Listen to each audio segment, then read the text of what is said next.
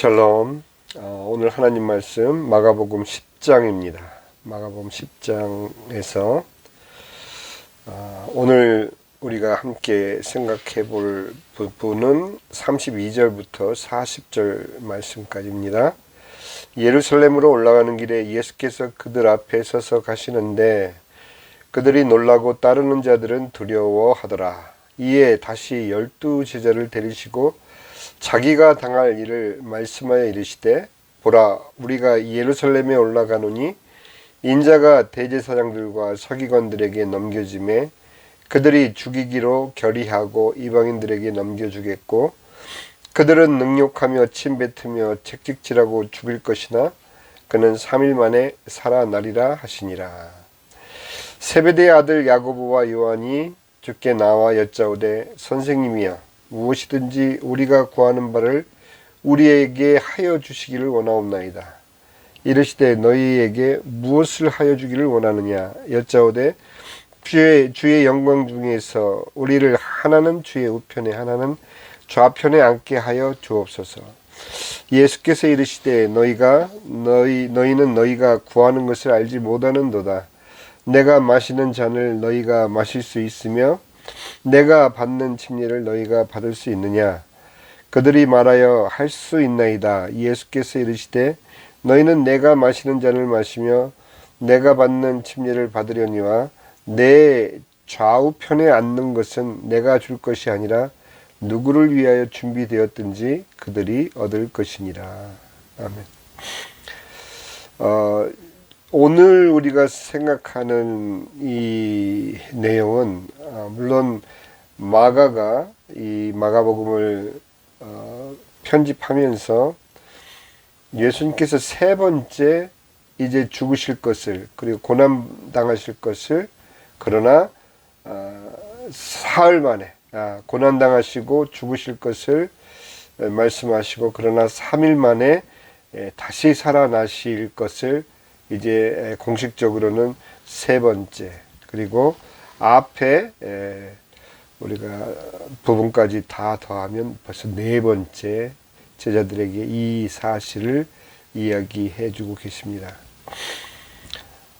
그런데 이제 마가가 의도적으로 그 말씀 바로 뒤에 세베대의 아들 야고보와 요한이 주님께 나와서 우리가 간청하는 것을 들어주옵소서, 그렇게 말하는 부분을 이제 바로 뒤에 이렇게 연이어서 이어놓은 것은 아마 이제 마가가 의도적으로 본인이 그때 상황, 그때 예수님을 따르던 12 제자들이 예수님께서 이 땅에 죽으러 오시고 또 우리를 위해 십자가 지시는 그 복음을 벌써 이제 3번, 4번씩 이렇게 직접적으로 제자들에게 들려주고 있었지만 제자들은 그것을 깨닫지 못했다라는 것에 이제 중점을 두고 우리들에게 이 상황을 통해서 너희는 예수님이 이 땅에 죽으시러 오신 것을 믿고 그분이 죽음 가운데서 3일 만에 부활하신 것을 믿느냐? 하고 이렇게 마가는 오늘날 우리 독자나 우리 청취자들에게, 시청자들에게 이것을 묻고 있는 것입니다.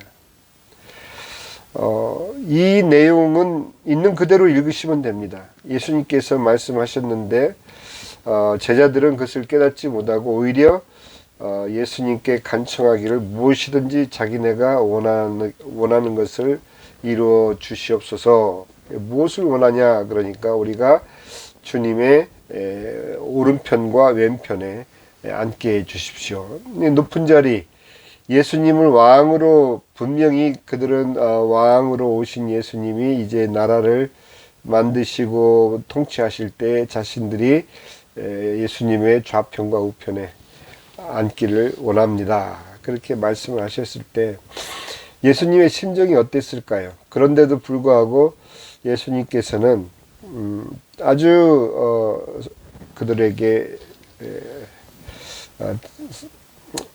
따뜻하게 이렇게 말씀을 해주고 계십니다. 그들에게 말하되 할 수 있나이다. 그들이 말하되 예수께서 이르시되 너희는 내가 마시는 잔을 마시며 내가 받는 침례를 받으려니와. 그들 또한 이제 곧 이제 고난을 당하고 예수님께서 행하신 그 사명을 행하실 것에 대해서 미리 이제 말씀을 하시는 것이죠. 내 좌우편에 앉는 것은 내가 줄 것이 아니라 누구를 위해 준비되었든지 그들이 얻을 것이라. 어느 신학자는 이 대목에 있어서 그 좌우편의 자리는 예수님께서 십자가 지시기 위해서 십자가에 달리셨을 때 바로 우편 강도와 좌편 강도였다. 이렇게 설명을 했습니다. 거기에 대한 풀이를 그렇게 그 신학자는 했던 것을 기억을 합니다. 예수님을 믿는 것은 보이지 않아요. 일단은 우리가 영생을 얻고 또 살아서 예수님을 믿기 때문에 우리가 죽어서 저 천국을 간다라는 믿음을 가지고 있고 또 하나님 말씀과 약속에 의해서 우리는 것을 믿지만 실제로 현실 가운데서 우리가 저 천국에서 영원한 생명을 가지고 얻고 살아간다라는 것은 현실 속에서는 확인될 수가 없는 일이죠.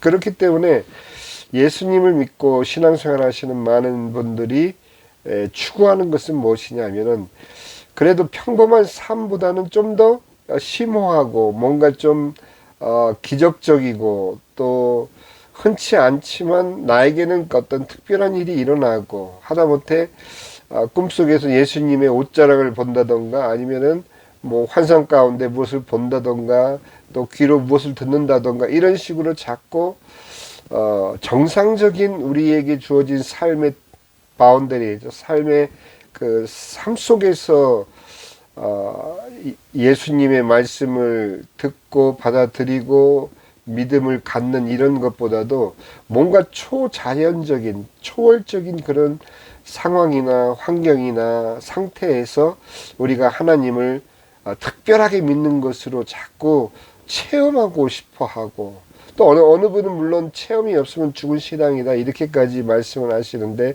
저는 거기에 대해서는 그렇게 찬성하고 싶지 않습니다. 체험 분명히 있을 수 있습니다. 은혜의 순간 분명히 있습니다. 그러나 그것이 신앙의 전부가 아니기 때문에 결국은 삶을 통해서 하나님이 우리에게 주신 말씀 성경을 통해서 우리에게 약속하시고 들려주시고 하는 그 하나님의 말씀을 우리가 정상적인 사고로 정상적인 삶 가운데 정상적인 판단력을 가지고 그 말씀을 받아들여서 내 삶 가운데 살아가는 것이 그야말로 신앙생활이지 우리가 알고 있는 것처럼 예수를 믿는다 신앙생활을 한다 그렇게 할 때 뭔가 특별한 막 엑스터시가 일어나고 뭐 신비한 체험이 있어지고 뭐 하나님이 뭐 진짜 이 제자들이 변화산성에서 예수님의 변화된 모습을 보고 놀랬던 것처럼 그런 막 놀라운 광경을 보면 내 믿음이 진짜이고 그렇지 않으면 아니다. 그런 식의 믿음은 이미